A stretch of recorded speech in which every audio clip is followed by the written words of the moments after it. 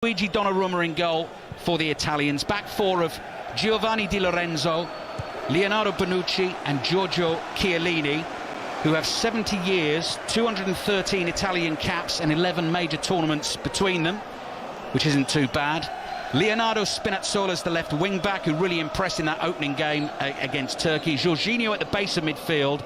Manuel Locatelli of Sassuolo and Nicolo Barella of Inter Milan either side of him. And then Berardi on the right, Lorenzo Insigne on the left, and Ciro Immobile through the middle. And that is Berardi chesting the ball down. It's run away from him and he's lost it. Rodriguez in possession for Switzerland. I'll give you their lineup in a second. 3.5 minutes played. Seferovic, good centre forward work from the Benfica striker. Lays it off here to Shaqiri. Pass to Rodriguez. Low ball into the Italian penalty area. And Leonardo Bonucci, no messing around again, clears first time with his right foot. Immobile will chase this. Little bit of pressure on Nico Elvedi, who is the right-sided centre-back. He comes back to his goalkeeper in light green, Jan Sommer. And now Akanji, the number 5 for Switzerland, plays out to the left. Rodriguez side foots a little ball into Xhaka. Xhaka plays it back to Akanji. Lovely first touch from him to get away from Berardi, attacking down that Italian right. And Akanji's seeing a lot of the ball here. Berardi snapping at his heels. Down the left to Rodriguez. Mbolo can't win the flick on. Chiellini's in there, battling away with Seferovic. Italy have the ball, and that's a foul on Ciro Immobile. But the Swiss have had a lot of possession in the early stages, Leon. They have. They've been quite composed in what is an away game for them in the group games, in the group stage, playing in Italy at the moment. So, you know, they're going to come under pressure. They're going to come under scrutiny from the fans. But as you said, they've kept possession of the ball. They've knocked it round pretty well. Denied Italy possession of the ball in this early stages. Just give a free kick away there. Just a little bit eager to win the ball back once they give it away. Sergei Karasev is our referee, the Russian this evening. Bright pink he's in, black shorts and pink socks. Italy enjoying a bit of possession now inside the Swiss half. Immobile with his right foot. First pass is intercepted, the rebound comes to him, he heads it to his right-hand side. Kept in play by the right-back Di Lorenzo. Plays in field to Locatelli. Locatelli with the little 1-2. Again, Locatelli gets it back down the right-hand side to Berardi. Kanji tries the challenge. Berardi bounces off him. Ball to the edge of the penalty area. Little scoop pass into the box. Might fall for Immobile. Jan Sommer comes out and collects it for Switzerland. Inventive stuff from the Italians. Yeah, very good from the Italians. First time we've seen them knock a couple of passes together, certainly in the Swiss half. And you know, it's no surprise to see the way they try and manipulate the ball. Runners either side. It was Berardi with the cute little flick over the top of the defence, but Locatelli just couldn't quite get on the end of it. But that was the kind of stuff that we were seeing on Friday night. Switzerland just having to soak up a little bit of pressure. Immobile, well, the flag stayed down. No, now it goes up. Went up late. Immobile stretching for the through ball. He was clean through. He would have had a lot to do from there had he been able to control it.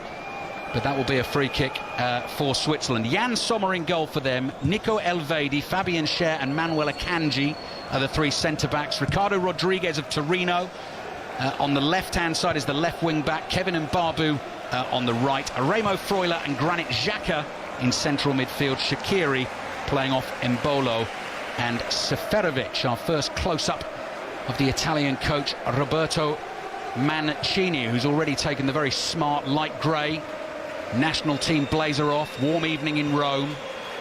White shirt, sleeves buttoned down at the wrist as he watches Switzerland build play through the middle of the pitch. Freuler plays to his left.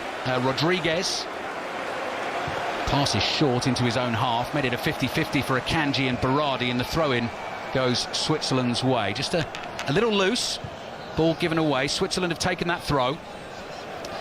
And coming through midfield is Granit Xhaka. Xhaka finds Shaqiri on his left-hand side. He goes wider left to Rodriguez. The Italians say that went out for a throw. Assistant referee agrees.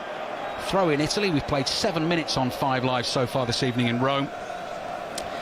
And it's Italy 0, Switzerland 0. And Leon, you and I were watching the pictures and listening to the commentary from Baku earlier on today, and we both agreed, didn't we? We sort of became Welsh for about 90 minutes or so.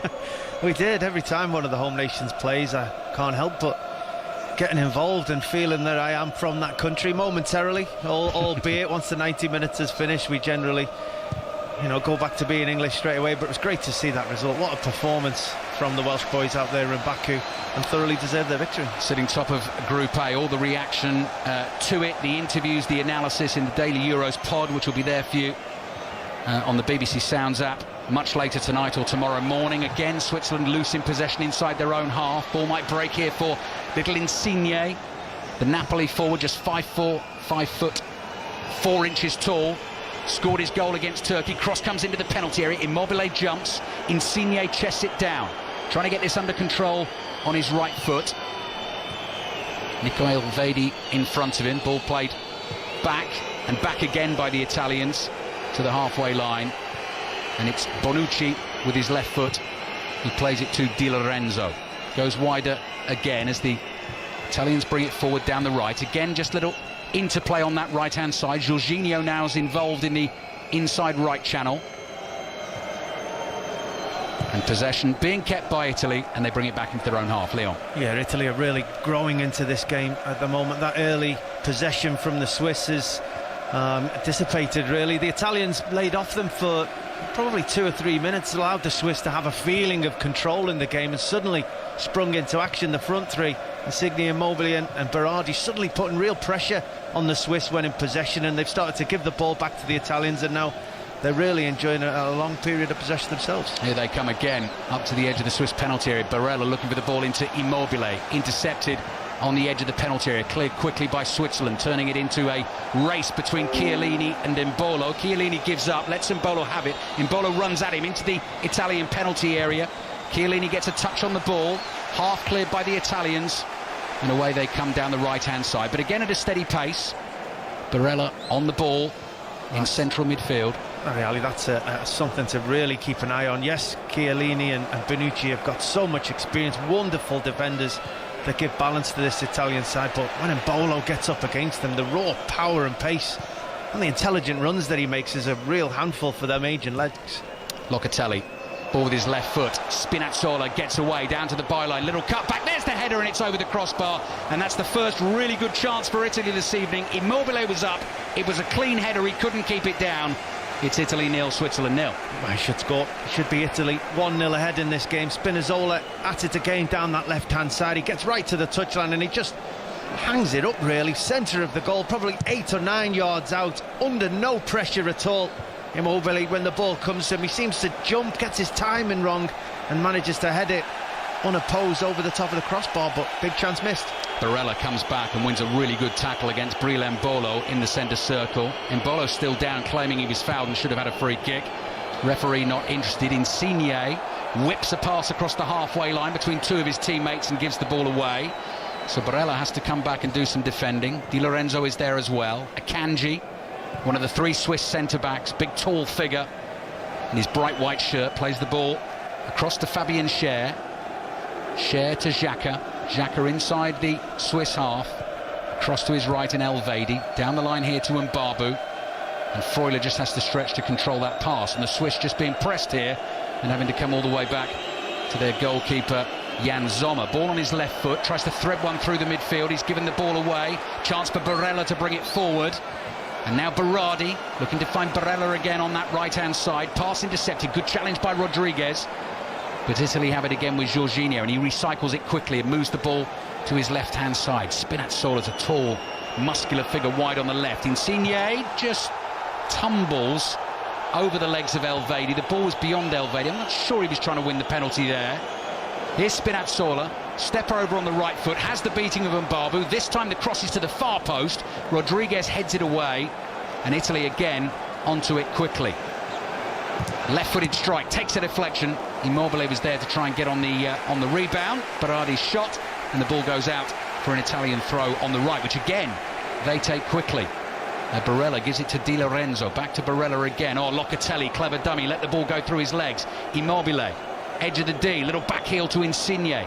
Manages to find Spinazzola. Spinazzola just finds Mbabu in his way, goes wide left to Insigne, continues the supporting run. Insigne into the penalty area. The layoff comes back to Chiellini. Italy playing in tight spots here, just outside the Switzerland box. Italy 0, Switzerland 0. 12.5 minutes played in Rome. Here's Spinazzola. Again, teasing Mbabu. He's already beaten him twice on the outside. Not this time. Last touch there came off the Italian. Goal kick for Switzerland. Leon Osman. Yeah, good defending in the end by Babu, but very good sustained pressure by the Italians, just pegging the Swiss back into their own penalty area. Their back five becoming a real back five right across the face of their goal, and then when they're trying to clear the ball, the Italians' three-man midfield up against Xhaka and Fuerla is just picking the ball up far too easy, and the Swiss unable to get out. It starts with sloppy play themselves, trying to overplay on the edge of their own penalty area. If they keep doing that, then the Italians will eventually get the opening goal. Just on the stumble, I'm going to call it, from Insigne. Elvedi stuck his leg out, withdrew it, and Insigne was already... That wasn't a penalty, was it, Leon? No, I don't think it was a penalty. I did wonder for a moment. I did give you an ooh early there, Ali, but you know, having watched it back, no, certainly not a penalty kick. Bastian Dankert of Germany, the video assistant referee for this game this evening. By the way, if you weren't able to watch the fabulous Wales win against Turkey in Baku this afternoon, highlights tonight, BBC One at 10:45. That follows us with you tonight on air through until 10:30, and as I say, that Euros Daily Pod on the BBC Sounds app, rounding everything up and looking ahead to tomorrow's action as well. We'll be there for you the very first thing in the morning. Italy 0, Switzerland 0 in this second group game for the pair of them in Group A. Wales sitting on top of the group on 4 points at the start of this game. The ball is played out to the right to Elvedi. Back here to Granit Xhaka, who's very deep for Switzerland. The Swiss captain tonight, closing in on 100 caps. Here's Shaqiri. Shaqiri tried to knock that round Jorginho in midfield, pulled Jorginho to the floor. That's what the referee thinks anyway. Free kick for Italy. Yeah, I think the referee's got that one right. I think it was good pressure again by Jorginho. The Italian midfielder giving the Swiss no time at all. They're right in their faces the moment they touch the ball. If they are clever, if they can just knock it around, they will be in behind the Italian midfield quite comfortably, running at the two aging centre-halves. But at the moment, the Italians have got their number right in the face, winning the ball back. Chiellini, one of those aging centre-halves, across to the other one. Bonucci in his bright yellow boots. Chiellini drops for him. Bonucci just chips the ball casually to his left. It bounces in front of Locatelli. Ball into midfield. Jorginho had to stretch. Insigne keeps possession. Back to Chiellini.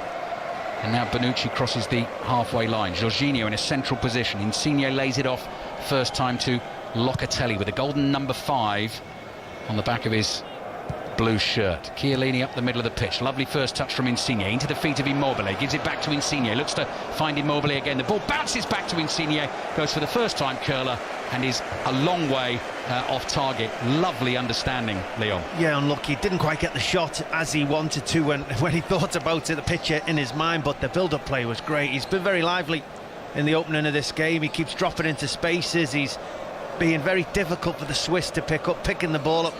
In the last couple of minutes or so, the Swiss have brought Mbolo and Severovic out to the left side and the right side just to try and get them back in the game. Shaqiri's become like a false 9 when they're out of possession. That's how deep they've had to drop.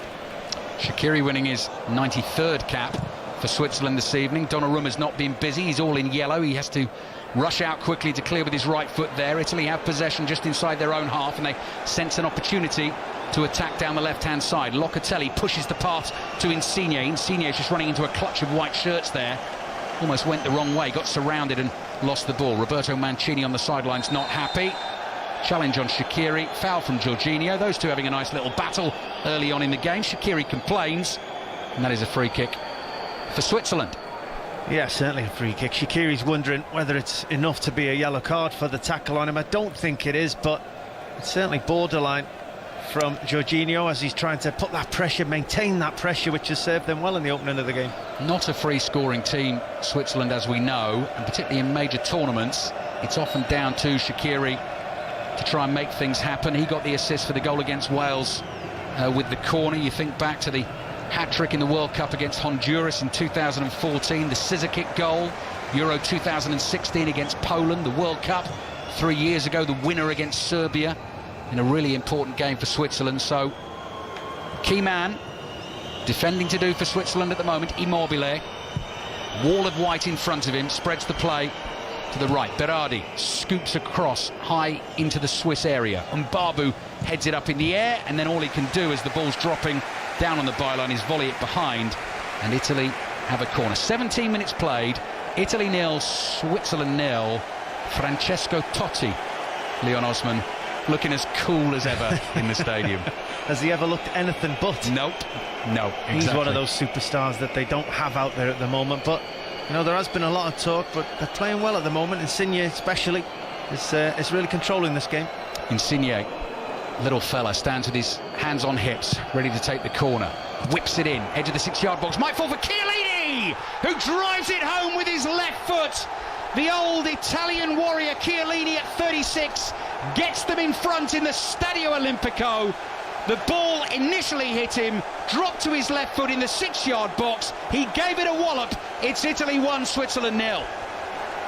Yeah, what a goal by Chiellini from his point of view. He's a centre-half up into the opposition's penalty area. Go and head it, go get something on the cross. It's a pretty good ball by Insigne as he delivers it just inside the 6-yard box, probably centre of the goal, 5 yards out, and Chiellini just wants it more. He's actually up against two defenders. I think it's Xhaka and it's Akanji, and he just bustles them both off the ball. He tries to win the first one. The ball just seems to bounce down at his feet as Akanji and Xhaka both fall on the floor, and he's composed enough just to take a moment to steady his feet before he hits the ball into the back of the goal. Goalkeeper has no chance. Swiss are still complaining, they want the goal checked. I don't think it'll be taken away though, I think it'll be allowed. VAR checking the goal at the moment. That's why the game isn't back underway, just making sure everything is absolutely correct. Our referee from Russia, Sergei Karasev, they're checking for a potential handball. So when that cross came in, did it hit Chiellini on his hand? If it did, as we know, Leon, the rule being, even if that's accidental and nothing you can do about it, if it leads directly to a goal and he scored the goal, with the very next touch it won't count. Referee blows his whistle and decides, well, he's going to come and have a look, is he? He's not coming to the monitor. No goal. No goal. Chiellini's moment of glory is ruled out. Handball from Giorgio Chiellini. Oh, I hate to see that. I really do. Certainly no intent. If it did hit his hand, it's one. He's gone in. He was stronger than the two Swiss defenders. He gets above them. Oh, it's the slightest of touch that you have to really be watching it. It's sort of, he's got his arm against Xhaka and the ball sort of ricochets into Xhaka where his arm is. How you can give that kind of thing as a handball is beyond me. Oh, that's a handball. Shaqiri's just punched that. Shaqiri was trying to control the ball. It bounced too high for him, and that's definitely a handball. It's the kind of handball, and people know this, Leon, it's the kind of handball, if he was heading in his own penalty area defensively and it hits his hand like that, you're not going to get a penalty because his arm's in a natural position, but the rule is different at the other end, and if it touches the hand like that, and you're right, I think it brushes the right arm, then hits the fingers of his left hand, but it's hit his hands. Yeah, I understand the rule, but you know, it's a frustrating one. I don't think it had any impact on the ball's flight. I don't think it has any influence on where the ball would fall. Yes, it has just brushed off his arm slightly, but you know, I think he can find himself very unfortunate there. Italy 0, Switzerland 0. Giorgio Chiellini thought he'd scored his 9th goal for his country on his 109th cap, but it's been ruled out by VAR, and certainly when he started playing, he'd never ever heard of VAR, but we have it now, and that's how it works, and that's why that goal doesn't stand. He's also tonight making his 14th appearance at a European Championship finals, which is the most of any outfield player in the history of the Italian national team. So he goes past tonight the likes of the greats like Maldini and Del Piero and Antonio Cassano. Gianluigi Buffon, goalkeeper, has made 17. If Italy were to go all the way in the tournament, he could go past that as well. Italy 0, Switzerland 0, just about midway through the first half. Italy had to sort of just ride a little Swiss storm in the first 5 minutes of the game, but they seem to be asserting their control now. Ball fired through the middle for Immobile to try and get on the end of. Xhaka has it though after the interception, plays it back to Akanji. Akanji got lucky with the pass, bounced off Berardi and into the path of Ricardo Rodriguez on the left-hand side. There are more than a few actually, Swiss fans inside the stadium, because you can see the red shirts and the Swiss flag with the white cross in the middle. Lots and lots of Italians, of course, with the blue and white wigs and the red, white and green flags all waving in this wide open stadium. It's a vast arena Stadio Olimpico. Jan Sommer clips a low ball with his right foot. Lovely pass out to Rodriguez. Works nicely for Switzerland, attacking down the left-hand side. Mbabu wants it early from Shaqiri. He delivers the cross. It's beyond Mbabu. Mbola might be able to keep this in. Down by the corner flag on the right. Gets support quickly from Freuler. Freuler who plays his club football in Italy for Atalanta. Xhaka's ball beyond Seferovic into the arms of Donnarumma, and it remains Italy 0, Switzerland 0. Leon Osman. Yeah, it was poor in the end by Granit Xhaka, but it was much better from the Swiss. They moved the ball through midfield. They drew the Italians into certain spaces, created the space in behind for Shaqiri to run into, and unfortunately the attack fizzled out. And unfortunately for Italy, it's all over for Chiellini. He's kicked the ball straight out of play. Just getting a replay again of the corner that came in, that he eventually ended up putting in the back of the net. And it does hit his right arm. He's using his arms for leverage to jump. I think the Swiss had spotted it when it happened. And as we know, the goal's been ruled out. But they now lose Chiellini at centre-back, which is massive, actually, Leon, considering, you know, the role he plays in this Italian team. He's had to hand the captain's armband over as well. Yeah, it's huge, and they'll hope that it's only something minor and it's not something that will rule him out for the rest of the tournament, because, as you said, he may be aging, those legs may not be as mobile as they used to be, but his influence on this team is absolutely massive. And thought he had the opening goal in this game, and within 5 minutes he's finding himself off the field, so not a great moment for him. The man to come on to replace him is no spring chicken either. 33 years old, Francesco Acerbi, who has a pretty incredible personal story of his own. He plays his club football in this stadium for Lazio. He was diagnosed with testicular cancer back in 2013. Had an operation to remove the tumour. It didn't work. Then had to undergo chemotherapy, which is done. And now he's here back playing in his home stadium for the Italian national team in a major tournament. And it's a big game for him as well, replacing Chiellini. And the armband has been passed to Chiellini's fellow centre-back, Leonardo Bonucci, who knows what he's doing, winning his 104th cap this evening. But it will disrupt them somewhat. 24 minutes played in the first half. BBC Radio 5 Live. You can listen to us on the go as well on the BBC Sounds app. Just go searching for that on your device, download it, and then when you get to that home page, you'll see the Radio 5 Live symbol that you can just click on, and you will hear us loud and clear. So if you need to listen to us on the move, that's the way to do it. Italy on the move down the right-hand side with Berardi. Real purpose and pace about this run. Drags the ball onto his right foot, heading for the bottom. Cross comes in, and in it goes from Manuel Locatelli. Couldn't miss from there. Berardi with the genius to create the goal, and Manuel Locatelli's going absolutely berserk. He leaps over the advertising hoardings into the arms of all his teammates sitting on the bench. He's surrounded. He's getting his head walloped. They're giving him the congratulatory pats on the back and on the head. And Italy have the lead against Switzerland. Italy 1, Switzerland 0. Well, Locatelli may have finished this one with a tap-in, but he started it with an absolutely wonderful volley pass out to the right-hand side to Berardi, who then, as you said, Ali, did some magic all by himself. Just seeing this pass again in the middle, it's a volleyed left foot out to the right-hand side of Berardi. Bounces once before he gets it. Berardi's got time and space to then run at Rodriguez. He goes at him on the outside, he solves him, he does him diving in. Rodriguez, he creates half a yard to get the pass in.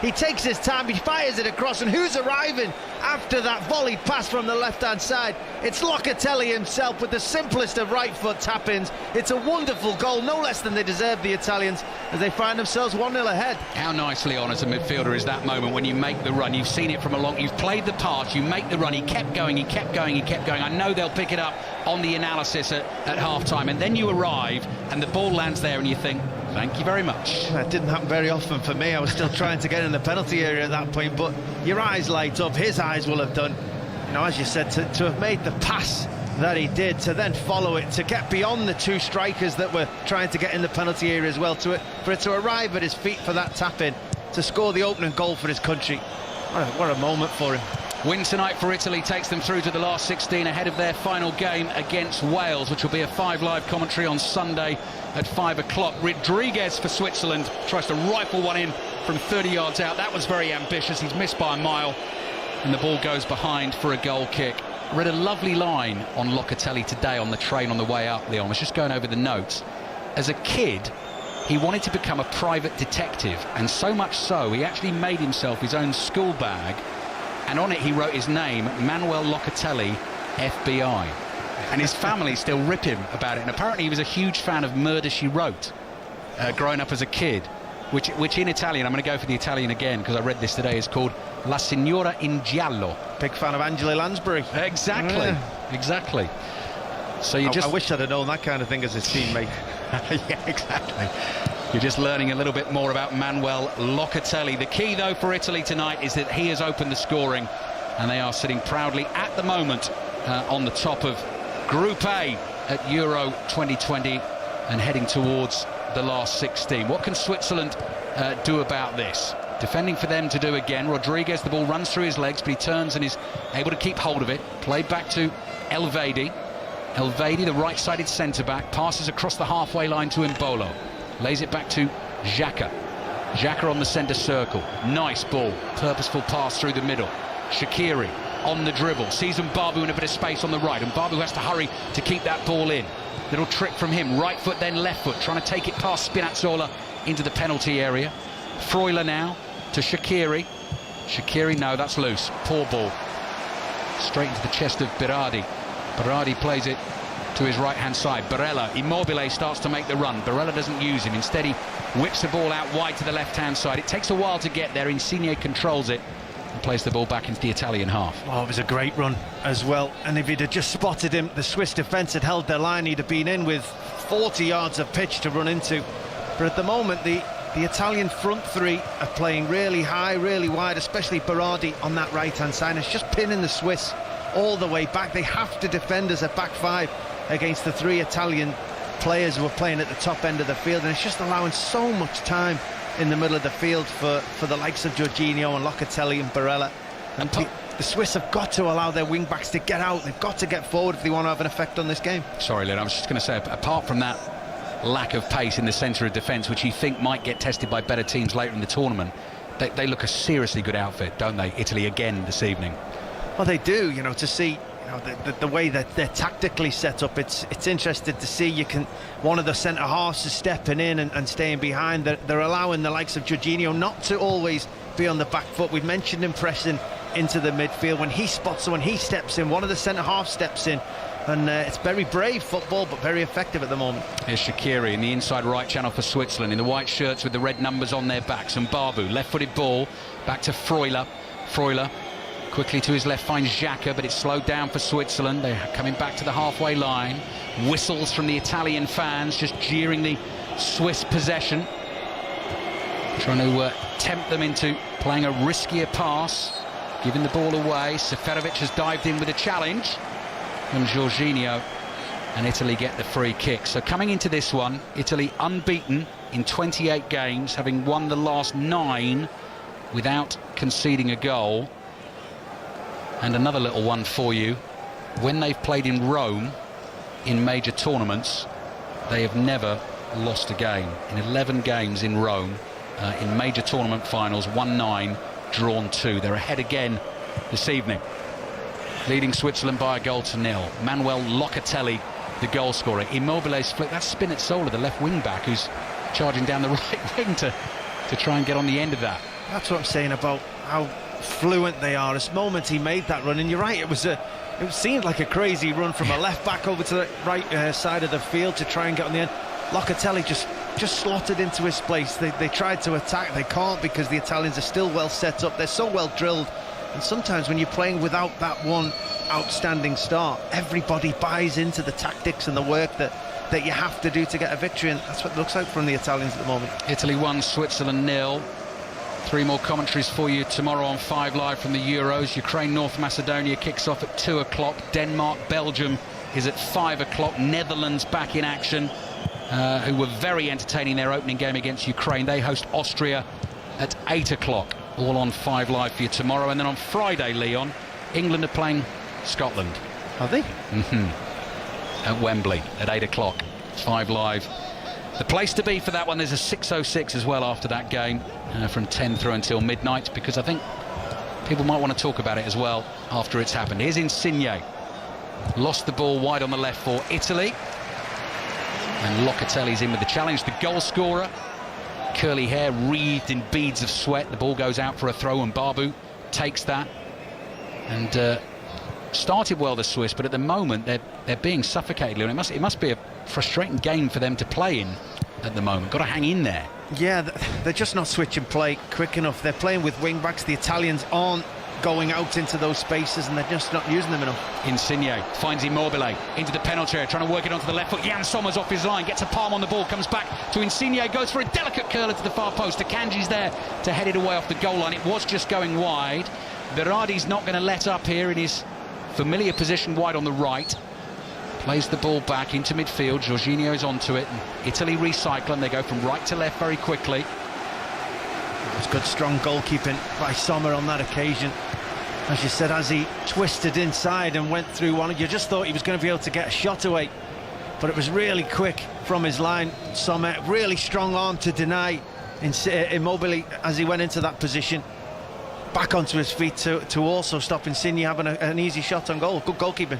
Italy 1, Switzerland 0. Locatelli with the goal. Here is Locatelli in the centre of midfield. Doesn't get that pass right, hits it straight at Rodriguez. Was hoping for the run from Berardi on the right-hand side. Switzerland have beaten the initial Italian press here. Seferovic forward to Mbola. Shaqiri's making a great run, pass can't find him. Spinazzola's long legs eating up the ground to get back and intercept the pass. We have 10 minutes just over left in the first half here on BBC Radio 5 Live. Stadio Olimpico tonight. Italy leading Switzerland by a goal to nil. I imagine more reaction to Wales' famous win in Baku coming your way at half-time with Mark Chapman offside against Ciro Immobile.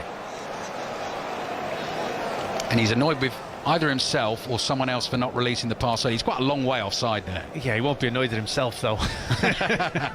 He'll still be annoyed at the delayed pass that came his way, but it's Insigne again, just running off this left-hand side in behind Xhaka. Granit Xhaka, who's just unable to track the runs. He's having such difficulty getting up to Locatelli and Barella in midfield that the moment Insigne makes that little run off the line in behind him, off the wing-back, nobody's able to pick him up, and the Italians are having so much joy from it. Switzerland bring the ball down the right, trailing Italy by a goal to nil. Inside the Italian half, Shaqiri onto it again. Dangerous for Italy this. Support on the left from Rodriguez, he's in space. Rodriguez drives it low with his left foot. Di Lorenzo is there to block with his shins, hands behind his back in case the ball went high. And in danger of conceding the penalty, it's gone behind for a Switzerland corner. Well, there's that joy. A couple of decent passes in midfield. Suddenly you're in behind that Italian midfield press, and then you're at the back two or the back three of Italy. Good overlap and run by Rodriguez. Loads of space on that left-hand side, but decent block. But opportunity from a corner now for Switzerland. Yeah, corner coming in from the left-hand side. Rodriguez will take it. Such an imposing figure, Donnarumma, 6'5" in bright yellow, bearded chin. Rodriguez, away swinging corner. Insigne intercepts it. Italy coming at real pace on the break here. And Immobile continues to bring that forward. And it's Barella. Barella plays the ball to his right-hand side. Immobile makes the run inside. Driven shot from Berardi is blocked on the edge of the penalty area. And suddenly it's going a little bit end-to-end because Fabian Schär, coming back from the set piece, has lost it in the centre circle. Desperately has a swing at the ball to try and win it back. Gets something on it to divert it into the path of Shaqiri. Shaqiri's ball to Rodriguez. Now to Xhaka. Xhaka turns just inside the Italian half. And Switzerland keep possession. 9 minutes to go in the first half. Italy leading Switzerland by a goal to nil, and they will become, if they win this game, the first team through to the last 16. Whatever happens to them in their last game against Wales in this stadium on Sunday. Insigne, clever ball with his right foot, releases Spinazzola. Spinazzola might go it alone here into the penalty area, still going, and then pokes it with the outside of his right boot. Never quite believed, and it dribbles wide of the left-hand post and goes behind for a goal kick. Yeah, as you said, he never quite believed in himself as a right-footed left-back attacking a right-sided centre-back. He had the opportunity to take the ball onto his left foot. He didn't fancy it. He tried to poke it with the outside of his right foot rather than shoot with his left foot. Didn't quite get it right, but it comes from a sloppy pass again by the Swiss in midfield. Granit Xhaka refused to pass forward, then tried to do a square pass of 30-40 yards across the field, and the Italians are set up to try and read those passes. Nearly had some more joy. It's Leon Osman watching the action in the Stadio Olimpico this evening in Rome. 8 minutes left in the first half. Italy leading through Locatelli's goal, offside. against Xherdan Shaqiri. Nice diagonal ball to him. Shaqiri has looked dangerous. He's got into good pockets of space and has been able to beat men, not quite been able to find the killer passes yet. Slow hand clap building up around the stadium as Italy keep possession just outside their penalty area. If you just tuned in, Chiellini thought he'd scored, goal ruled out for an accidental handball by him from a set piece before he'd stuck it in the back of the net, and then moments later had to go off with an injury. So Acerbi is on at centre-back for Italy with this proud defensive record, having not conceded in their last 9 games, all of them wins. Last player to score against them, Donny van de Beek for the Netherlands back in October. Here's Akanji with his right foot. Seferovic comes towards the ball, just holds off Bonucci, plays the pass back to Ricardo Rodriguez, side foots one to Xhaka. Xhaka is chased by a couple of Italian players. Switzerland have worked it well. Seferovic a little bit deeper here, low pass to his left hand side. Rodriguez one-on-one with Di Lorenzo, takes it infield on his right foot. Switzerland lose it. Italy look for the counter. Insigne on the ball. Spinazzola's at it again. He's like a 400-metre runner in the back straight there, just powering past Insigne to get onto the ball on the left-hand side. Tries to beat Mbabu, and Mbabu gets in the way in time, and it goes behind for an Italian corner. I didn't think he had that kind of running power. Spinazzola, that put the burners on there, absolutely did. His teammate, he must have run 60-70 yards to force this corner for the Italians, but again they're in a good shape defensively. They look well organised. The Swiss are trying to play through the midfield. The Italians pick them off and counter-attack 60-70 yards. Good play. Corner then for Italy, leading Switzerland by 1-0 as it stands, heading for the last 16 at Euro 2020. And just watching them so far in this tournament, I don't think you'd fancy meeting them too much. Winner of this group will play the runner-up, Group C. Cross into the 6-yard box. Sommer punches it away with his right hand.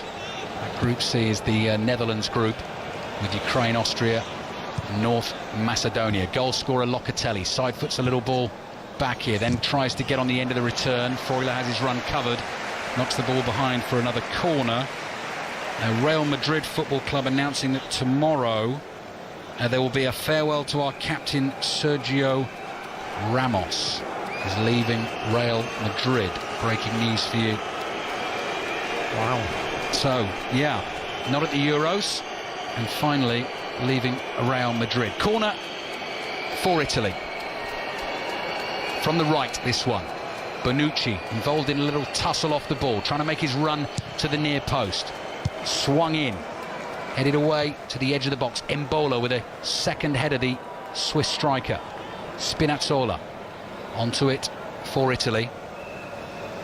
Swiss players just back off. He's 10 yards inside the Swiss half, and Italy just decide to knock it about and play a bit of keep ball with 5 minutes remaining in this first half. Yeah, just they're in total control at the moment. Italy in possession, out of possession. They look like they know exactly the way they want to attack, the way they want to defend. They're getting the people in spaces that they'd expect. Insigne again. Yeah, it's found Immobile. Immobile drives it in at the near post. Sommer gets a hand on it and palms it away. I think Immobile was just trying to put that back across goal and hoping a teammate might get there because the pass ran just beyond him. Swiss player down in central midfield.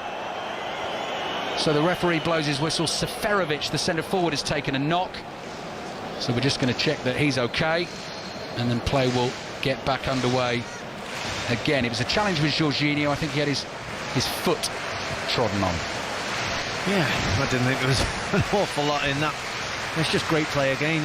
Insigne coming in off this left-hand side. Good work by Immobile, making a lovely striker's running behind the centre half. Unfortunate the angle he ended up getting to the ball. That was too narrow to score a goal, but good movement, good play. One of the interesting things, actually, Leon, from commentating on Italy in this first half and watching them again, is there's so much fluidity and movement with, I mean, pretty much everyone apart from the centre-backs, that you almost have to double-check yourself when you see who's on the ball, because people are popping up all over the place at different times. As Switzerland go for a long ball, Donnarumma's miles outside his penalty area, cushions a little header to his left-hand side. Acerbi plays it back to Donnarumma in the left-back position, not taking any chances there, knocks it straight out for a throw. Yeah, well, great goalkeeper. What a cushioned header that was at first to his left back after coming outside of his penalty area. Then he was played the ball back to it. No nonsense, I'm not always trying to play the ball. If this needs to go, I'm going to kick it out the park. I'm under pressure, so good experience for the young goalkeeper. Switzerland have it on the halfway line. Ball is knocked across from Cher to Akanji, slowly, deliberately, cautiously, as Cher comes trotting forward, launches a high swinging diagonal to Rodriguez, chests it down, loose second touch, gives Di Lorenzo a chance to let it go behind.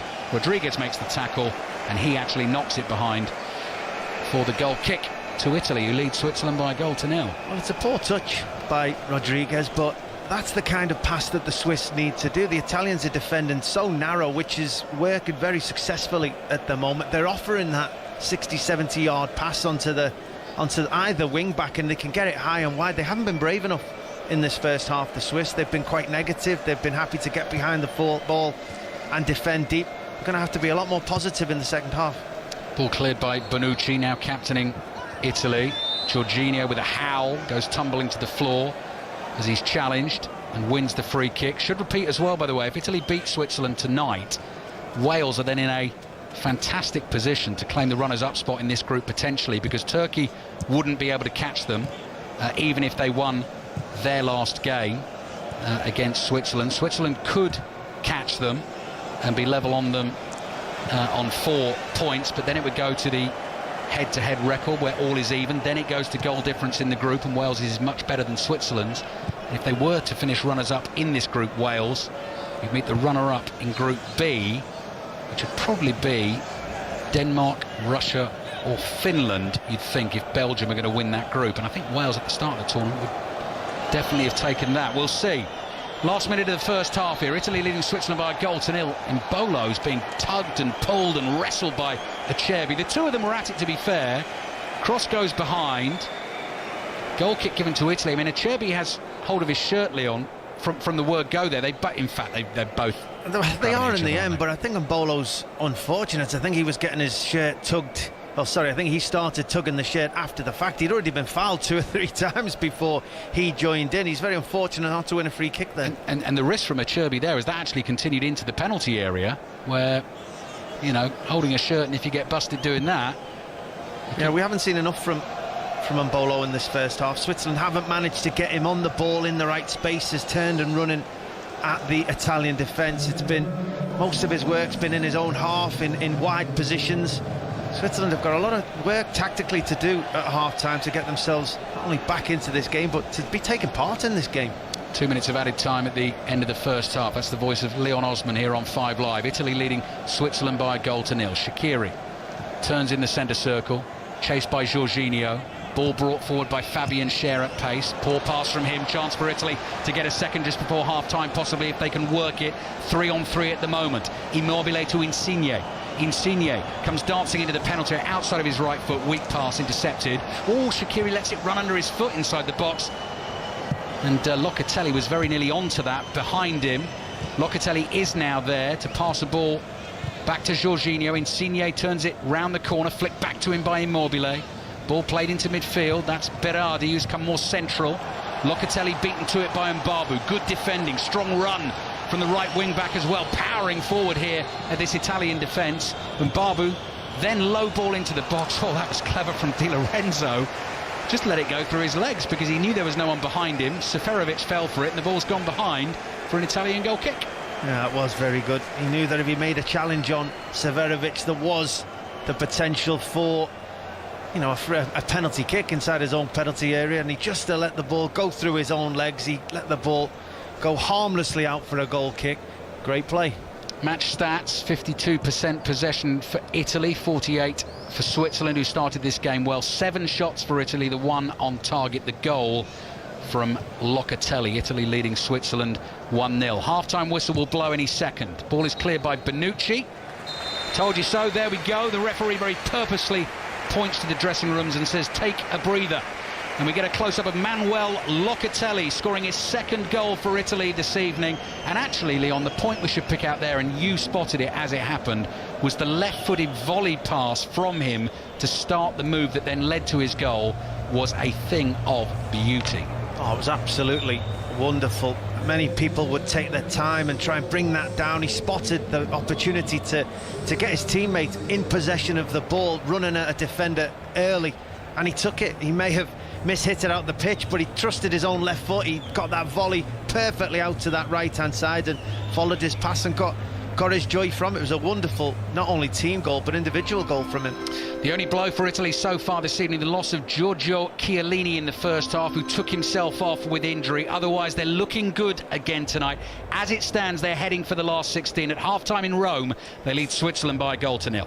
That was the first thing I was going to bring up with both of you, the ball that started that move. It's just a sumptuous volley. Mark, I tell you what, funnily enough, I was watching and Leon will love this and he'll know this. I was watching a documentary called Howard's Way on Everton, that great Everton team in the 80s.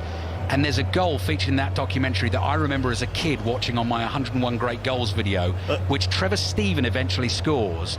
But Paul Bracewell hits a pass with his right foot that is the exact mirror of what Locatelli did with his left foot. He just first time pings one and it falls perfectly for Trevor Steven on the right-hand side. And as soon as Leon spotted that and picked up on it, it just took me straight back to it. It's just trusting your technique, you know, to play that, not only to see the pass, to play the pass and trust that you're going to get it right on the money, right out to your teammate. And it's how early Berardi gets the ball is what makes the goal. So to play that pass, get it out to him early, give him the opportunity to run at the defender. He gets up a real head of steam before the defender can engage him, and then he's always on the back foot, backing into his own penalty area. So it was absolutely wonderful, the goal from start to finish. And I think Italy have dominated the game. You just mentioned the possession stats just before half-time came to an end, and I was surprised that Switzerland had so much of the game, but it's been without purpose. All of Italy's possession has been with purpose. It's been with something to try and get at the end, so it's been impressive from them. So are they, even though they've dominated, are they comfortable? Well, I don't think you're comfortable at 1-0 when the opposition have players like Mbolo and Shaqiri in the side, but it's been a very controlled first half. They've been very comfortable during the game. I think they'd want that second goal and possibly the third goal, the way they managed to do it the other night, to make sure it's secure. But at the moment, the Switzerland have not done anywhere near enough to score a goal. Bearing in mind your Murder, She Wrote anecdote earlier, Ali, when you settled down to watch that programme, did you know it was going to be an Everton documentary, or were you expecting a 1980s yachting drama? Very nice, Mark. I'll tell you who will quite enjoy the Murder, She Wrote one. Chris Sutton, I know, was rather disappointed that you didn't go for his Colombo line the other night. No. I had a discussion with him today. I phoned him today, and that came up in conversation. He mentioned that Peter Falk is Hungarian. Yep. And talked about Colombo, and then contrived some kind of link about would he be able to solve Hungary's problems tonight, which I pointed out unlikely, as he's either an actor or a detective, whichever way you look at Peter Falk. He's not a football manager. No. That was all. No. Fair enough. Thanks for explaining. Glad we've cleared that up. We'll reflect plenty more on Wales' sensational win against Turkey. Earlier, we'll hear from Robert Page during half-time, and Hal Robson-Kanu will join us as well after Lisa McCormack and the BBC News. Listen on BBC Sounds. This is BBC Radio 5 Live. Downing Street says Boris Johnson has full confidence in the Health Secretary, despite messages emerging in which he allegedly described Matt Hancock as hopeless at the start of the coronavirus pandemic. The WhatsApp messages were published by the Prime Minister's former advisor, Dominic Cummings. Peter Cardwell is a former government special advisor. But Dominic Cummings is clearly on a mission to destroy Matt Hancock. I don't think he will with this blog post. They're certainly embarrassing revelations, but it's interesting from Boris Johnson's perspective now, because in the next reshuffle sometime this year, probably, if he moves, demotes or sacks Matt Hancock, he looks weak, and he looks as if he's playing to his former advisor's tune. MPs have approved the government's plans to delay the lifting of coronavirus restrictions in England until the 19th of July. They voted 461 to 60. Labour said it backed the motion with a heavy heart. The BBC understands that mass COVID vaccination of 12 to 17-year-olds is unlikely to be recommended by UK experts anytime soon because the available supplies are needed for adults. The official guidance is due to be issued in the coming days. The US President Joe Biden and his Russian counterpart Vladimir Putin have both spoken positively about their first face-to-face summit. The talks were shorter than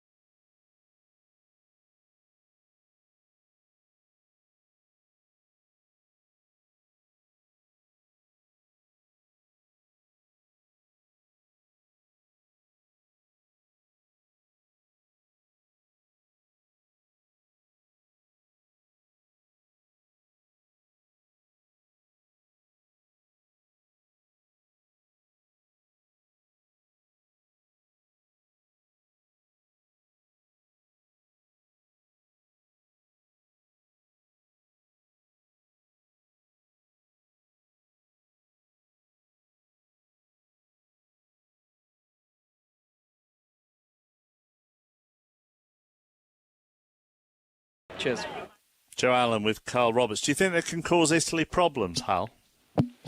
Yeah, 100%. Again, I think on paper, you look at it before the tournament, up against Swiss, up against Turkey, up against Italy. You know, on our day, we can compete and we can win games. And I think that the performances of the first game and second game now will give the boys that belief, that momentum, give Robert Page that belief, and you know that he's kept the same 11. The boys coming on have really played well and supported the group, and so now it's going to be a very exciting game, and I would not be surprised if Wales pick up the points, because based on today's result, performance and first half, Italy should be cruising into the knockout stages, and they'll be certainly looking to rest some of their key players. So a great opportunity for Wales.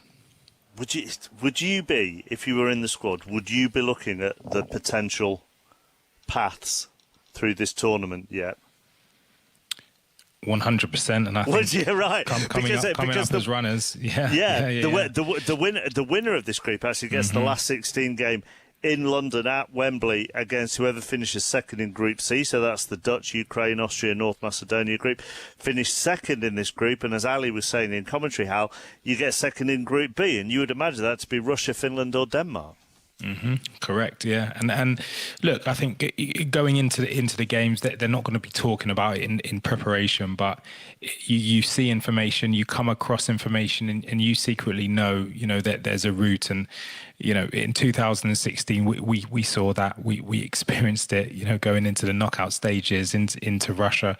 We knew the potential, and England obviously finishing runners up. It was in our interest to finish first in the group, and we did that. And I think now again a really unique opportunity, and it looks like Italy are on form and have the potential to finish the group first. And if Wales finish as runners up, it could potentially bode well for the latter parts of the tournament. Good stuff, Hal. Thank you very much. Hal Rabson-Carney with us on 5 Live Sports. Back to Leon and Ali.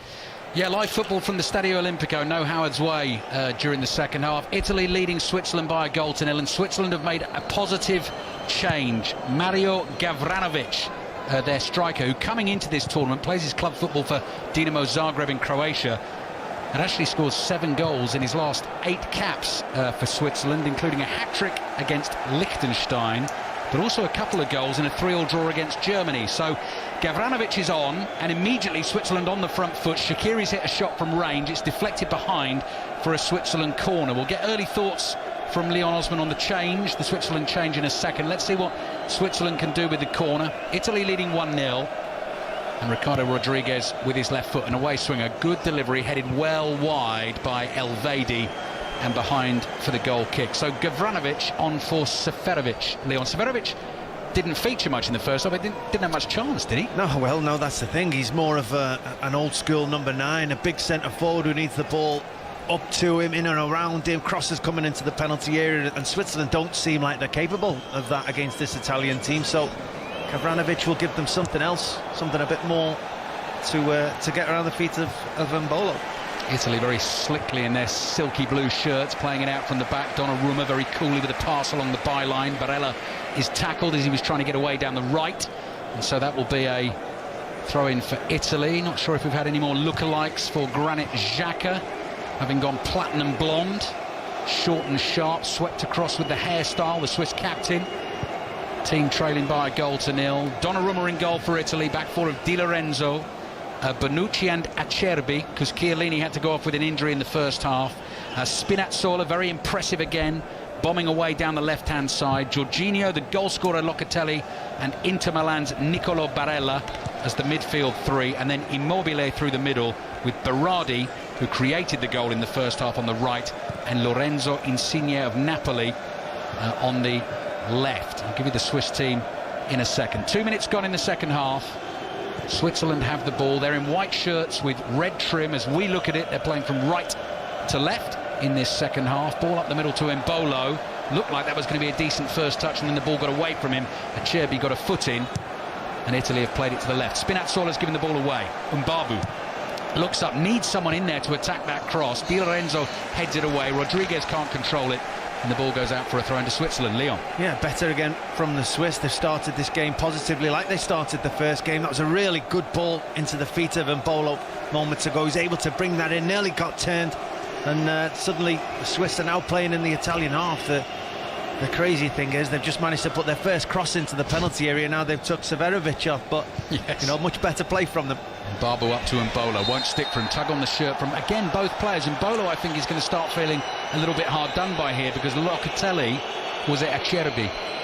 It's Acerbi. Well, actually, Mbolo's got more of Acerbi there. He's pulled him to the ground, and that is a free kick for Italy. Switzerland, Jan Sommer in goal. Back three, Nico Elvedi, Fabian Schär, Manuel Akanji. Late challenge here on Bonucci by Gavranovic, who picks up a yellow card. Bonucci down in pain, holding his right ankle. Gavranovic went in, and he's got booked.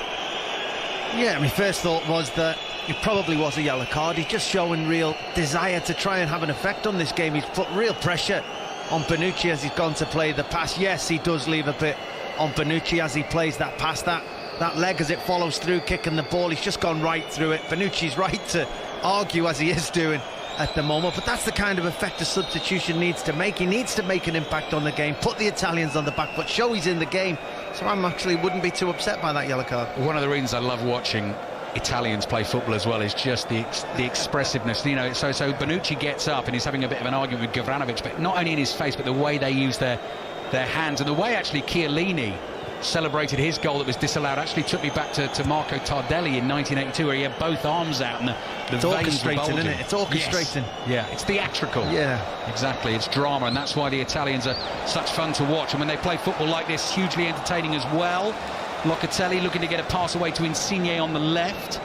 Was just running you through that Swiss team. Elvedi, Schär and Akanji, the three centre-backs, and Barbu and Ricardo Rodriguez, the two wing-backs. Shaqiri's now gone down hurt, and Berardi is also down as those two players challenge for a ball in midfield. So the referee's got to sort this one out as well. Remo Freuler and Granit Xhaka in central midfield, with Shaqiri now playing behind Breel Mbolo and Mario Gavranovic. Let's have another look at this challenge. Berardi goes for it, and Fabian Schär, I beg your pardon, is the player that's down. I think both of them just need to get back to their feet. I think they're both trying to claim that they were clattered by the other player. Shaw made a pass and then sort of got off his feet in making the pass, and then claimed that he'd been fouled, and Berardi went over the they just both need to get up off the floor, get on with the game. There wasn't an awful lot, and that good refereeing, I thought, though. Not entirely sure how I've mistaken Fabian Schär for Xherdan Shaqiri, because actually those two could not, in terms of build, certainly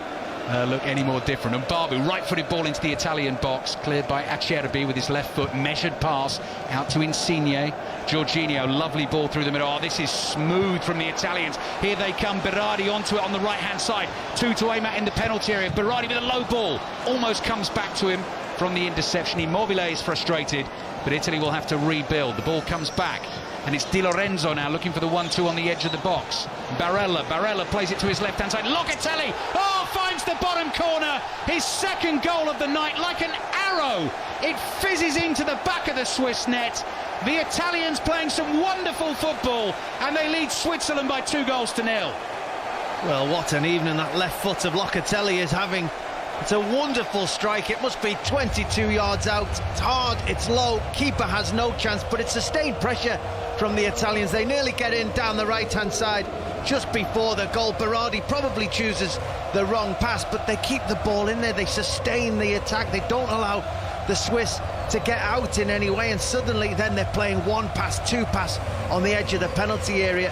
Barella drops off into a pocket. Immobile makes a lovely run to create the space for Locatelli, and once he does, there's only one thought in his mind. He's having a shot. He hits it hard, low across the goalkeeper. Goalkeeper doesn't even move, such is the quality of the strike, and the Italians find themselves 2-0 ahead. What a wonderful second goal. Just takes the slightest of deflections, that shot, on its way in, but makes absolutely no difference. That was heading for the bottom corner. It was rifled in, and there was that lovely sound effect of the ball rippling the net. You just heard it fizzed in and hit it so hard. Fabulous strike from Locatelli. What a night he's having. Plays his club football for Sassuolo. integral part of this Italian team. Italy leading Switzerland by 2-0. And Locatelli's looking for a hat-trick. He is, and he probably deserves one for his performance from those driving runs from midfield. But the way the Italians are getting forward, they're having such good quality passes in midfield. Having said that, what a sloppy one that was. But they're sucking the Swiss into certain positions and then breaking in behind them so quickly. Immobile slightly overrun it. Akanji sticks a leg out. Immobile goes down. He's hurt. Play continues. The referee doesn't think that was a foul. Fabian Schär is on the ball in the centre circle. Freuler to his right. Out wide to Mbabu. Elvedi, the right-sided centre-back. Schär's back on his feet. Elvedi does well for Switzerland. Crosses the halfway line. Italian fans you can hear chanting loudly and passionately inside the Stadio Olimpico. Their team leading 2-0 and playing some dazzling football, and here they go again. Barella is almost through the middle this time. Immobile will chase the ball out to the left. Good strong challenge for it. The throw-in goes Switzerland's way. Italy leading Switzerland by 2-0. I don't know my murder she wrote well enough to come up with the sort of the pun for Locatelli tonight, but going back to him wanting to be an FBI agent, has he cracked the case tonight, Leon, do you think? He's certainly nearly there, isn't he? Throw in. I don't think he's got the guy in handcuffs yet, but he's not far off. I do beg your pardon. That is Chris Sutton's influence of those sort of dreadful puns. We'll leave those well alone. 9 minutes gone, second half. Italy leading by 2-0, and it's their football actually that is doing the talking tonight. So Group A as it stands, Italy heading for 2 wins out of 2.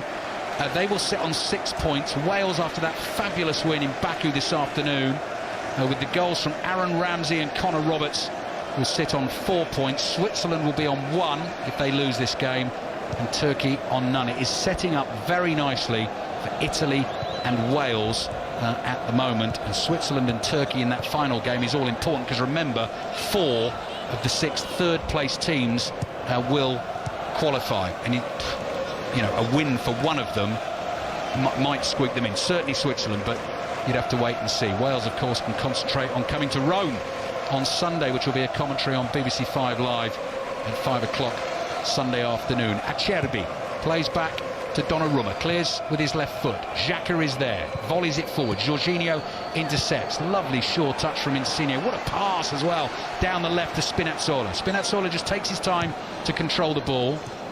Short pass back into midfield. Insigne involved again. Little 1-2 with Jorginho. Barella wants it here in the centre of midfield, right in the middle of the Switzerland half. Berardi turns it round the corner. Immobile loses it. Switzerland have it with Shaqiri. Shaqiri is running away from Barella, but Barella has so much energy forward and back, They just seem so mobile, the Italians, whether it's going forward or trying to win the ball back. We've heard those, that 5-second rule that Barcelona had, that Manchester City had. Now you give the ball away, you sprint around for 5 seconds. It's exactly what the Italians are doing.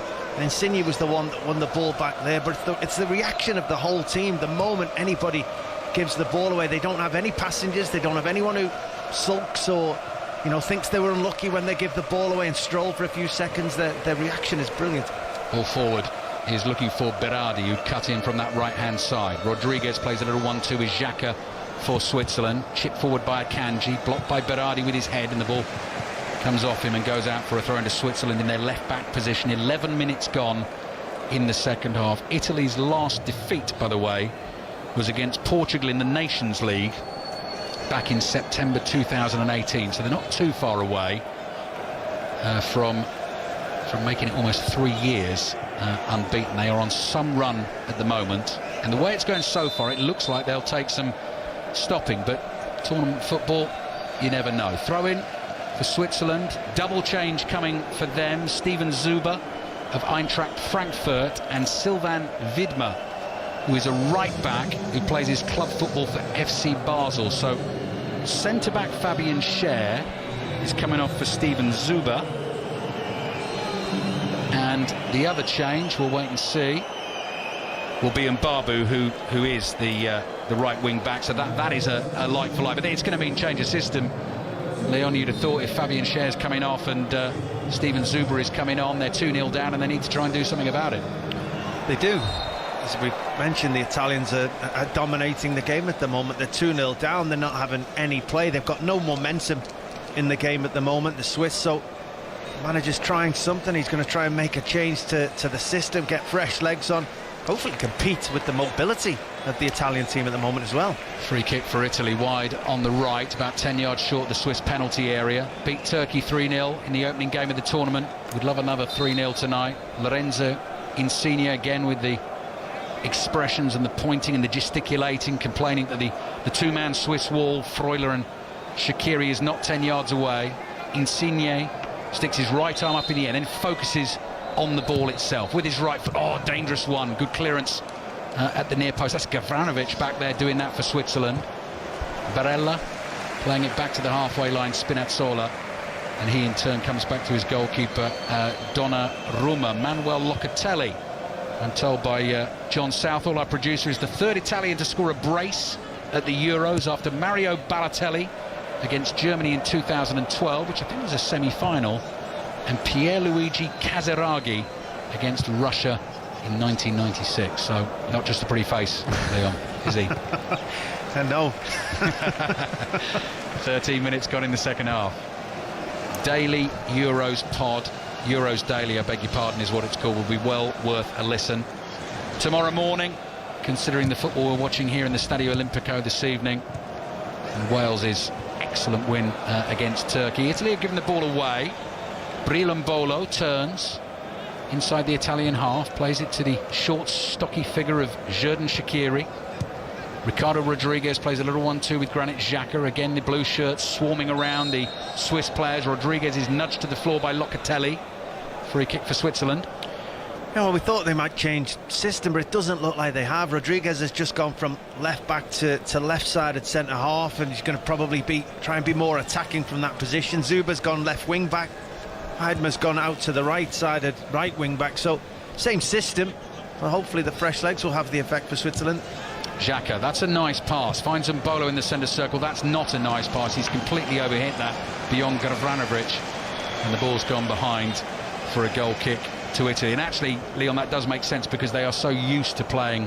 I mean, Pekovic loves the back three. Certainly since the World Cup in 2018, they always play it. So that look, I completely understand that. You stick with what you know, what your players are comfortable with, but it's certainly not working. Something needs to change. Whether you just keep the back three, the wing backs, but you use something different to affect the Italians in a way, or you play more direct. Something has to change, because at the moment Italy are just controlling the game, and the game's just getting away from the Swiss.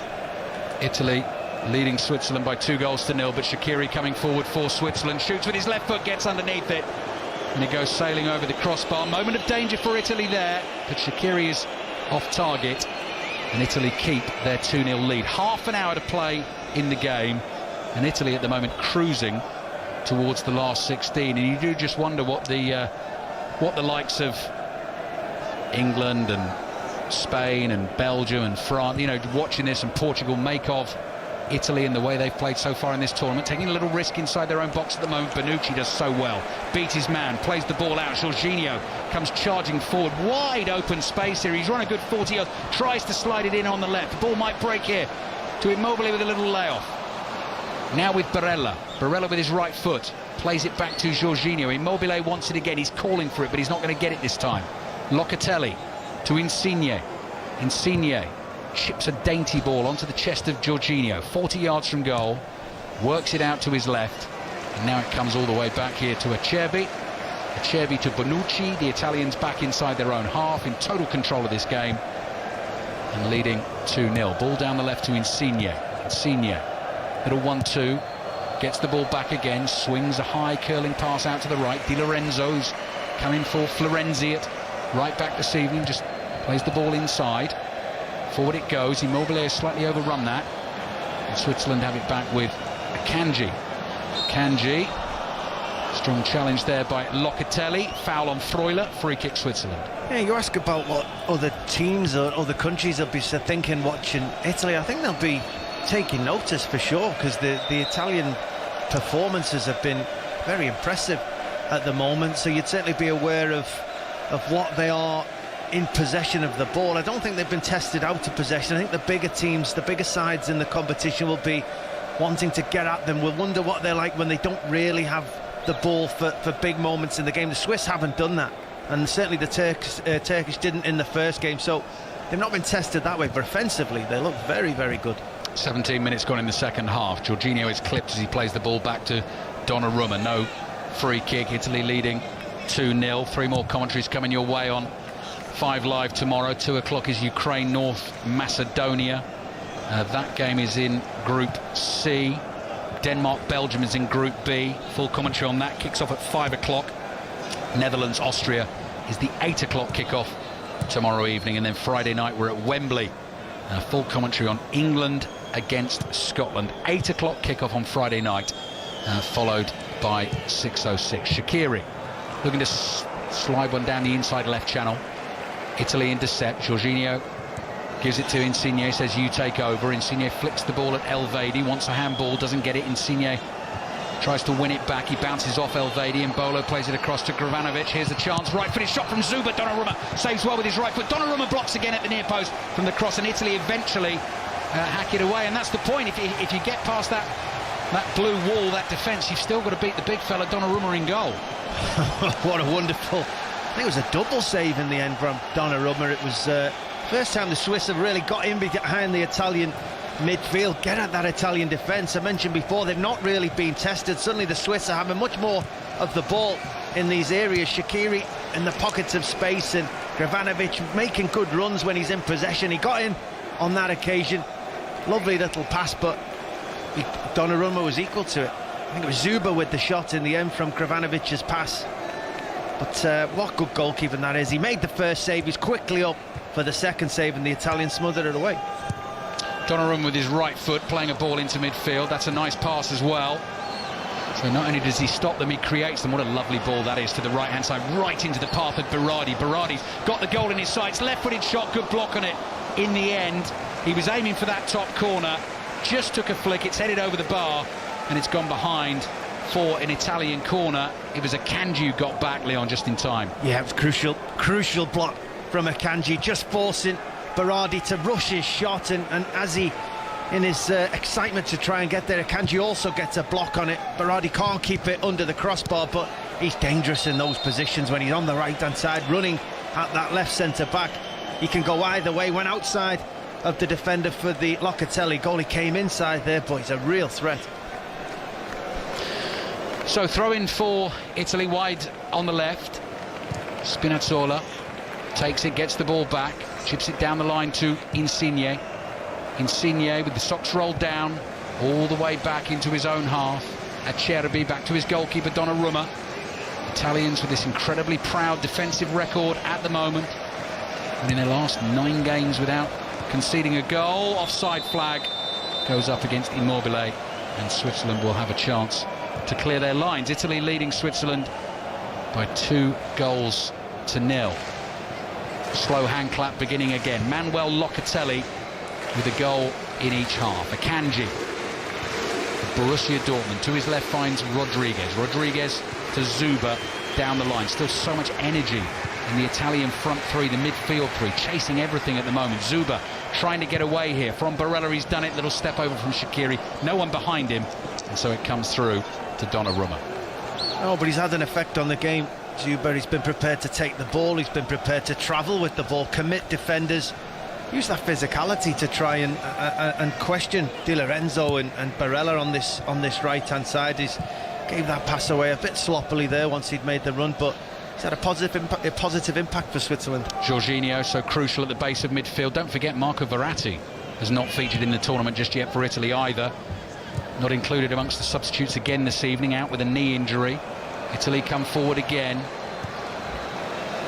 It's Insigne in a central position, outside of his right foot, very nearly found Immobile with a clever little chip pass that just span away from Immobile in the end. Akanji does well, under pressure inside his own half. The ball is played to the left,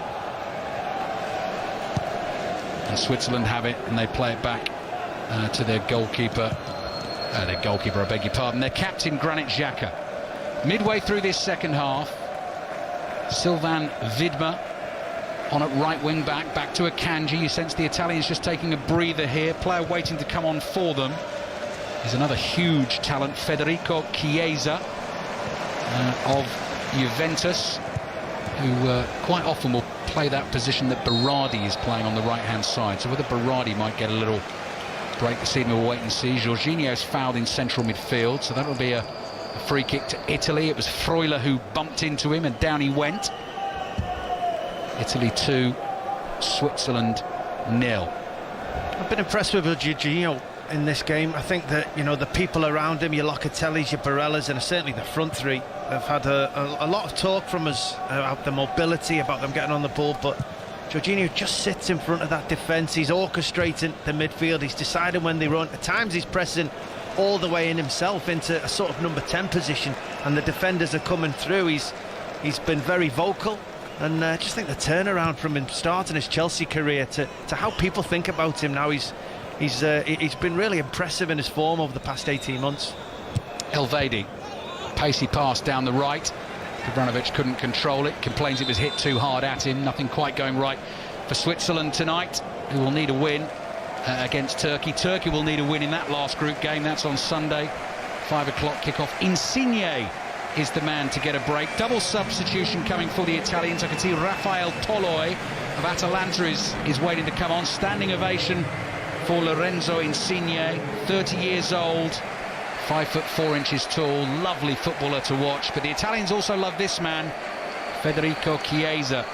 His father served the national team proud, Enrico Chiesa, and now Federico gets on, and Berardi is the other player to get a rest. So of the front three, they've taken off Insigne and Berardi. Immobile stays on, and Berardi, who created that first goal quite brilliantly, gets a break, and Rafael Toloi comes on, player who was born in Brazil, switched his allegiance to the Italian national team in February, made his debut against Lithuania back in March, and is winning his 4th cap this evening off the bench. Xhaka heading the ball back powerfully to his goalkeeper Jan Sommer, and hard as they try, very hard to see Switzerland getting back into this game. Donnarumma obviously made the couple of sharp saves, that's been it. Yeah, I mean, the substitutes had a small impact. Switzerland have changed slightly how they're playing, and Bolo seems to have dropped deeper and allowing Gavranovic to play up front, but had no impact on the game. And Italy now making substitutions, you'd think, with regards to the tournament. Disappointed personally to see Insigne and Berardi leave the field, considering the impact they've gained. We've really enjoyed watching their performance, but when you start to think about Italy and think about the tournament, they're now making substitutions to make sure those players stay sharp throughout, which is ominous for them. Italy-Wales in the Stadio Olimpico on Sunday, kicks off at 5 o'clock. It'll be a 5 live commentary. Highlights tonight, by the way, this one's well worth a watch. Wales game against Turkey, obviously, as well. BBC One at 10:45. Vladimir Petkovic sitting on that Swiss bench, wondering what he can try and do to affect matters. But the last group game for them is going to be all important, as it is for Turkey when those two face each other. Elvedi heads the ball away. It's lofted long. Immobile gives chase, so he's still out there as centre forward for the Italians. So whether we'll see Andrea Bellotti, the rooster, or not, the other centre forward in the Italian squad, then we'll just wait and see. 20 minutes to play. The Italians just enjoying themselves, and you can hear the fans are absolutely loving it. Di Lorenzo is up.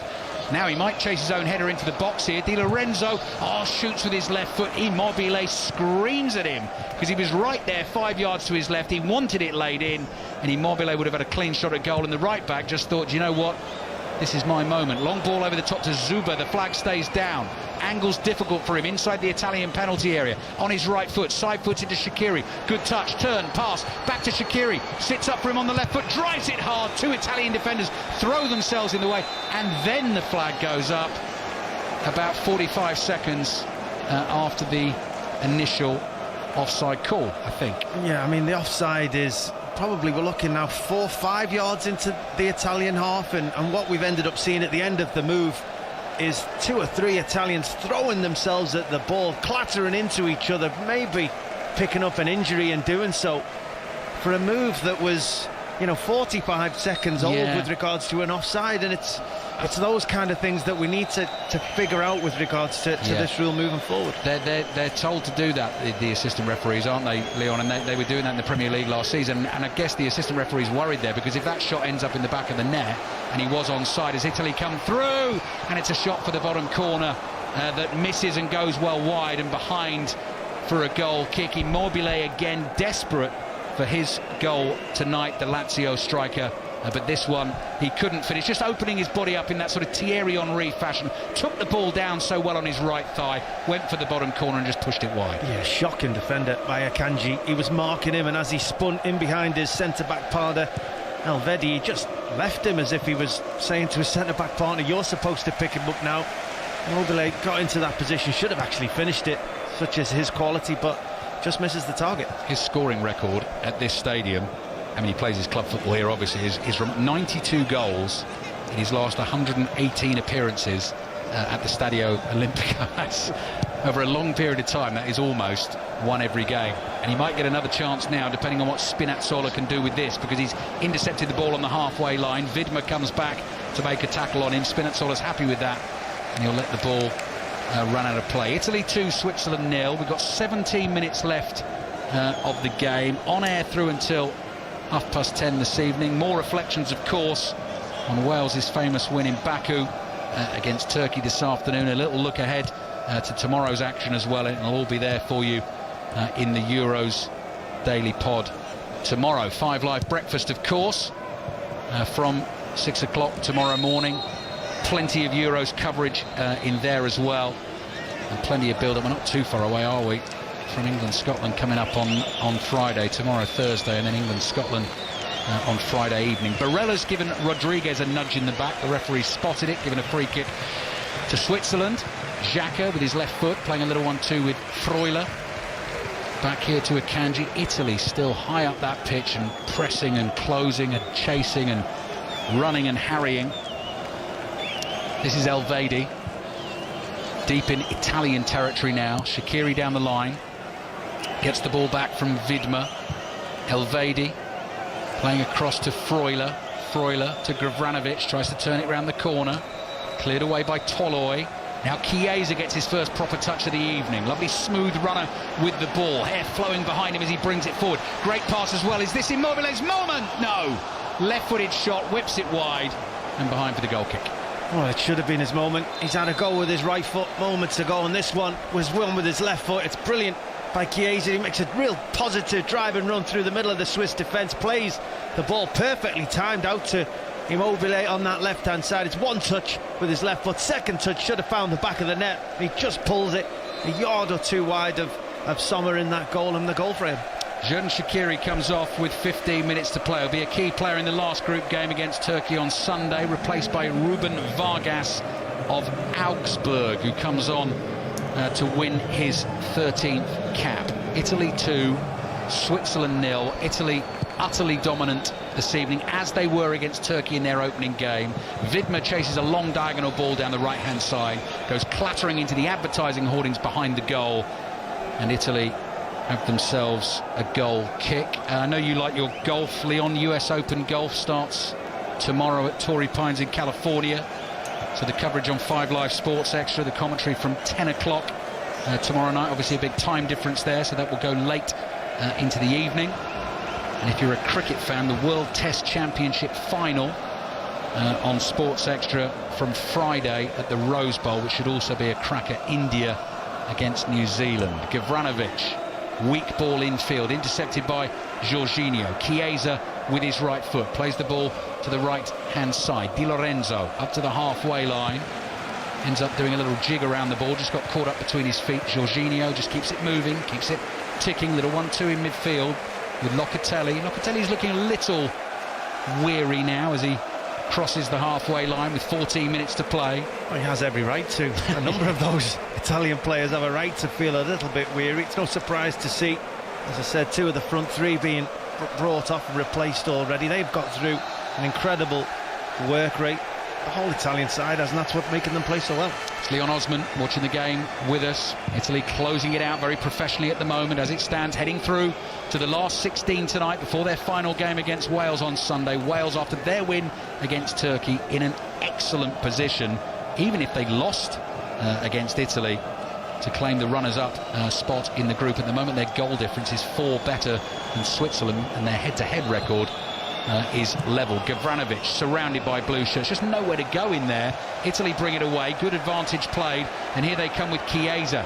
Again, Chiesa running at 3 white shirts. Immobile was making the run across. Chiesa's forced him wide to the right. Rodriguez has it covered.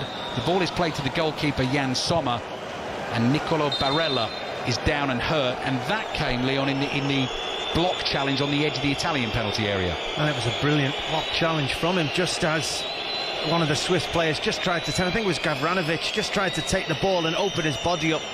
He said Barella just came from his blind side, made a great block challenge just as he thought he would open his body up and get a shot away. And it's typical of the Italian midfield tonight. They just thought they'd got in momentarily. Switzerland found a little gap of space, and an Italian player appeared from nowhere to make that challenge. It was a wonderful one. He's brooking Mbolo. The referee was brandishing, that's the word, isn't it? Brandishing the yellow card, and I just wonder who's he going to give that to, because he was really building up to it and quite enjoying the moment. And it's Briel Mbolo who gets the yellow card for the challenge. There's a lovely turn actually from Barella. Mbolo goes through him and he gets booked. Yeah, I think that was frustration there from Mbolo. As you said, Barella won the challenge. The ball fell to him. He did one of those Maradona step-on turns, and it just done Mbolo all ends up, and he just had a swipe at him to try and stop the counter-attack. Really connected with that left calf of Barella, maybe even got his ankle caught in the floor a little bit, which has caused a lot of the pain, but the referee allowed play to continue. It was a good advantage which Italy didn't take advantage of. Here comes another stat from our producer John Southall, this on the BBC Sport website. This is remarkable.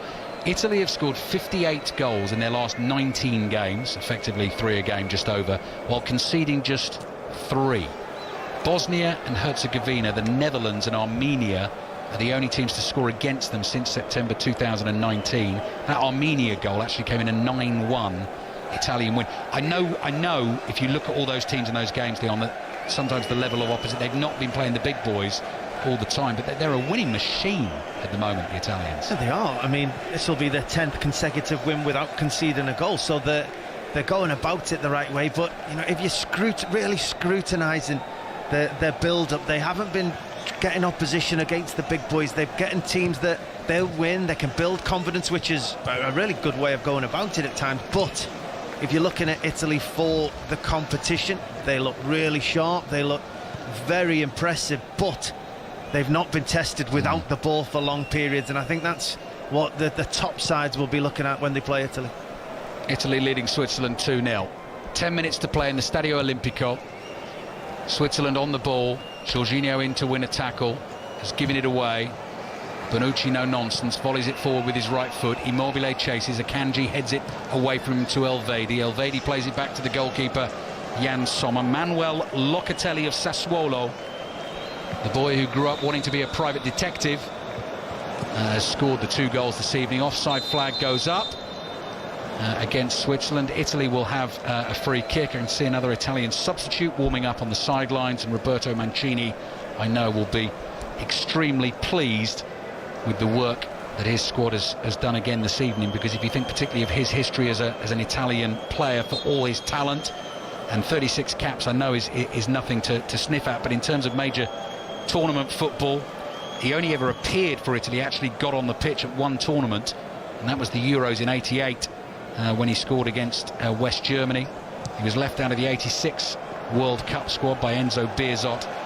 Never got off the bench at Italia 90 on home turf, and then retired from international football because he was so annoyed with Arrigo Sacchi before the World Cup in 1994, and he regrets that bitterly to this day. So I think winning the Euros as a manager for Italy would be sweet redemption for him, as Akanji chases a ball back into the right back position, and Chiesa closes him down and wins a throw-in for Italy on the left-hand side. Swiss fans looking a little dejected, as you'd expect. A point to their name so far from the opening game against Wales, but it's all about the last game against Turkey for them. They've been well beaten this evening, Leon. Oh, they've been outclassed this evening by Italy. I don't think, before the tournament, this is a game that they would have hoped they could win rather than expected to win. The Wales game and the Turkey games were ones that they would have seen as the games that they're going to pick up points, and would look to pick up the 3 points in each of them. It didn't go as they planned against the Welsh. Now they know their job. They have to go to beat Turkey in that final game. Chance for them to come on the break here. Gavranovic is making a move in the middle if he can be found. Italy have enough numbers back just to slow it down. Switzerland play the ball back into their own half. Elvedi to his right. That's Freuler. Down the line to Widmer. It's Ruben Vargas who made the initial break down the right. He's the one who's come on for Shaqiri. Ball is with Widmer. Vargas's cross. Well, it's not a bad one, but Donnarumma is in a good position there, well off his line, and just falls on the ball. Made a really good, sharp double save midway through this second half. So did his stuff when called upon, but otherwise hasn't really needed to do too much this evening. Xhaka with the ball forward, intercepted. Di Lorenzo at right back for the Italians. Teasing, curling ball beyond Akanji. Immobile's onto it. Shot saved by Sommer. He's penalised, though, for pushing Akanji to try and win the ball. And then it's that lovely Leon's doing it perfectly. Where, how do we describe that, Leon? Where you sort of pinch your fingers together and then you purse your lips and you just wave your hand up and down as if to say, come on, ref. I don't know how to describe it, but I feel I'm pretty good at it now. I think there was he probably put his arm on his back there, Immobile, as he was trying to get the ball off Akanji, but Akanji was struggling. He really was to get that. I think it was a generous foul. The goalkeeper made a wonderful save from the effort anyway, but a generous foul. Italy 2, Switzerland 0. Plenty of shots on goal, but only 2 shots on target this evening for the Italians, both from Manuel Locatelli. Both ended up in the back of the net. First one he couldn't miss, the second's a beauty actually. Have a look on the highlights tonight. BBC One 10:45, just a real low drilled shot into the bottom corner, picks his spot and finds it. Yeah, that was the best finish with regards to the goal, but the build-up for the first goal was magnificent. The wonderful pass, the great dribble. Yes, it ended with the tap-in, but we've been treated to 2 fantastic goals so far. Switzerland have it wide on the right, trailing 2-0. And here's Elvedi. Elvedi decides to come forward. Good ball to his right. Now can they get this cross in? Plenty of white shirts in the box if it does come. Finds a blue shirt. It's headed away. And Spinazzola is there to battle with Djibril Sow, who has since come on as another of the Swiss substitutes. Challenge on Chiesa. Shrill blast on the whistle. That's a foul. That is a free kick for Italy in their left-back position. And we are heading towards the last 5 minutes of the game. Italy 2, Switzerland 0. Yeah, I think Locatelli's gone down with cramp. I think it's Locatelli down with cramp inside his own penalty area. No surprise, really. He must have covered every blade of grass in the midfield this evening. He's got 2 goals, both quality. One with his right foot, one with his left foot on the side of the 6-yard box. One from 24, 25 yards out. Wonderful evening for him, which typified this Italian performance. Italy waiting to make another couple of changes as Locatelli gets treated for that cramp. Matteo Pessina is going to come on, and Brian Cristante as well. Locatelli's coming off, and he's been the star tonight. He's got the 2 goals for Italy, and we can see the fans on their feet applauding him. What a player he is, so promising for the Italians in that midfield. As Leon was saying, has done plenty of running, but so much threat as well. He's covered 10.47 kilometres this year. I mean, look rattling the stats off here from UEFA's website. A 92% pass completion. Statman Dave would be absolutely loving this. Bottom line is he's scored 2 goals and he's played quite superbly. Italy leading Switzerland by 2-0. Barella is coming off as well. Nicolo Barella, who's done a similar job actually without getting on the score sheet for Italy. So 4 minutes to go. Italy heading for a 10th consecutive win without conceding a goal, and it will mean they'll be unbeaten in their last 29 games, and they're heading through to the last 16. Can they find themselves a 3rd foul inside the Swiss penalty area from Chiesa? He put his arm across the defender's face. It was Widmer he caught with his left hand, so that will be a free kick for Switzerland, which they've already taken. Ball is played up the right hand side to Widmer, back to Elvedi. Elvedi clears with his right foot and wins at the Euros. Despite qualifying for many tournaments, are hard to come by for Switzerland. This will be just 2 wins in 15 games for them at the finals of the Euros in their history in the tournament. Xhaka with his left foot, playing the ball across to Elvedi. 3 minutes to play in Rome. Down the line it goes from Vargas. Vargas gets the pass back, comes dribbling infield. Can't do much with it. Last touch came off him. Donnarumma is able to pick that ball up, hold on to it for Italy, bowl it out underarm here to Rafael Toloi, who plays it back to Donnarumma, who clears with his right foot. The ball finds Immobile, who is another one who's worked so hard for the cause this evening. He's just not been able to find his goal. Jorginho on the halfway line, low pass, cross to Acerbi. Acerbi taking every care over that pass to Chiesa on the left-hand side. Chiesa with the blue shirts to aim at in the middle. One of them is Immobile. Cross comes into the penalty area now. Di Lorenzo, the right back, was trying to get on the end of that. Italy up high to win the ball. Tolo wants it. Immobile shoots and finds the bottom corner. Jan Sommer got hands to it, but he couldn't keep it out. And Italy score 3 goals for the second game in a row. They have dominated Switzerland this evening. Immobile has his goal again in the Stadio Olimpico. It is Italy 3, Switzerland 0. Well, it's his third attempt in this second half to get his name onto that score sheet, and it's third time lucky for Immobile. It's a wonderful effort. It's a great interception by Toloi. 25-30 yards from goal. He just steps in front of the Swiss midfielder. The ball falls to Immobile. He's got runners either side. You'd expect him to make the pass, but he's only got one thought in his mind this late stage, considering his goal record at this stadium. He takes another effort. The goalkeeper was slow to react. It bounces just in front of him, which does make it difficult for the goalkeeper, but he can't keep it out. He pushes it onto the post, and Immobile gets his goal. A wonderful record he's got. 89th minute of the game, and you could see how much it meant to him as well. One of those strikers who probably feels when he comes off, no matter how well he's played, it's a disappointing evening if he doesn't get on the score sheet. The shot bounced just in front of Sommer, just didn't get enough on it, tickled his fingers, and has ended up in the bottom corner. And as John Southall's just quite rightly been pointing out, the goal difference for Switzerland now drops to -3. Wales are on +2, so that's a difference of 5 between them. If Wales were to lose to Italy, if Switzerland were to beat Turkey, Switzerland still to claim the runners-up spot would have a lot to do to try and get this. Really good news for Wales today. Yeah, it is.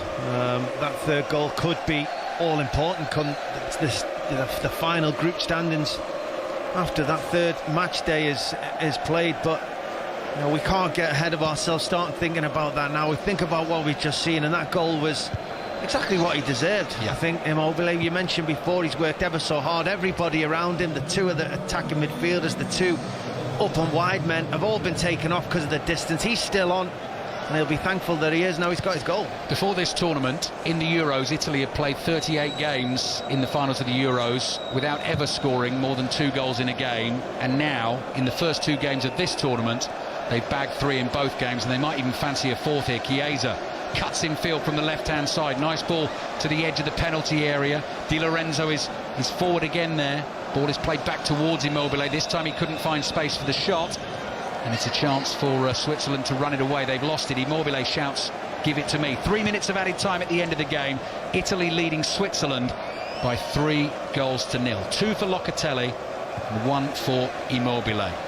And you can hear the jubilation in the stands at the Stadio Olimpico. Be interested to see as well what sort of team comes out to face Wales in the 5 Live commentary on Sunday. Immobile hunting again on the edge of the box, trying to win a ball back. It's kept away from him, and the ball is played out wide to the right-hand side, and Switzerland bring it forward. They've been well beaten this evening. They will have to go away and lick their wounds and try and beat Turkey in their last game to finish on 4 points, but the chance of turning around the goal difference against Wales seems very slim. Wales on 4 points. Italy heading to the last 16 with this win. They're on 6. Those two meet on Sunday in this stadium. Cross in towards that Italian penalty, and again the effort just to block that cross to make sure that they keep themselves a 10th consecutive clean sheet. Zuba's cross comes in. That's dangerous. Donnarumma tries to punch. He claims for a foul. He's not going to get the decision.